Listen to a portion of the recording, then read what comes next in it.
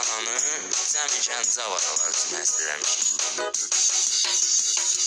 Gəlin eləyək hörməti Gəncə və Gəncəlilərə, çatdı sözün qüdrəti Gəncə və Gəncəlilərə.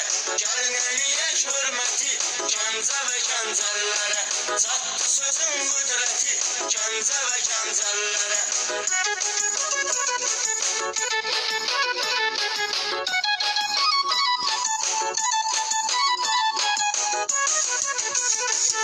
Elə bir adam varmı ki tanımasın Ruslanı, Zobik təxəllüsüyle fırlanıbdı hər yanı.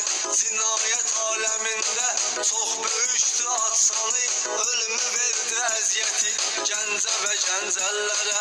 Sərxi fələk fırlanır, bilinməyir gərdişi, qəribədir düşünürəm taleyim hər bir işi. Tanrı rəhmət eyləsin ruhuna elxan kişi, başa salırdı vəziyyəti Gəncə və Gəncəlilərə. Söhbətini eylədi həmişə qatan zalim, heç kimin etmədiyini eylədi anzalim. Tapancayla gəzirdi zonda tapanca olim, ağır oldu həsrəti Gəncə və Gəncəlilərə.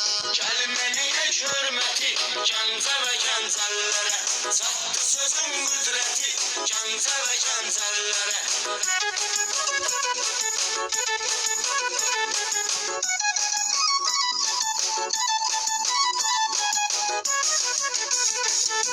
Onlar haqda danışma, onlarla çaytuş kimi, biz itirdik onları başımızdan huş kimi.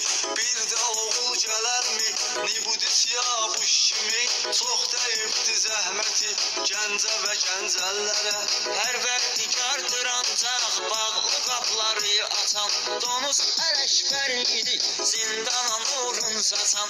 O Gəncə türməsindən yeganə kəsdir qaçan, öyrədibdi xəlbəti Gəncə və Gəncəlilərə.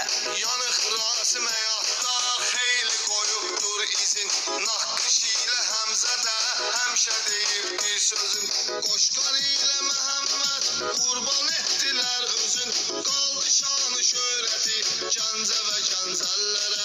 Gəlin eləyək hörməti Gəncə və Gəncəlilərə, çatdı sözün qüdrəti Gəncə və Gəncəlilərə.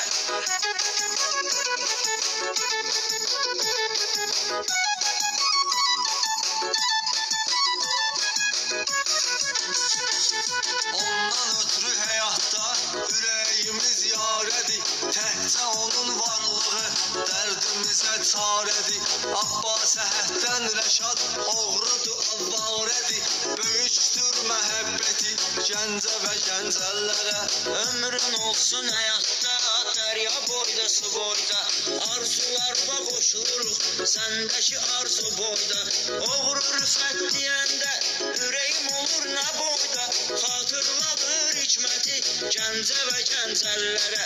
Bizi bu dərəcəyə gətirən bizim yaddaşımızdır, hamını yad eyləyən ağlımız başımızdır. Oğru Əli Paştamoy böyük qardaşımızdır, qazandırıb rəğbəti Gəncə və Gəncəlilərə.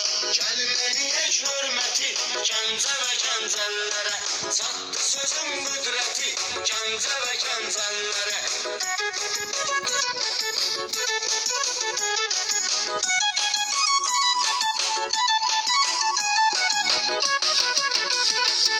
Posyolkadan məqsəd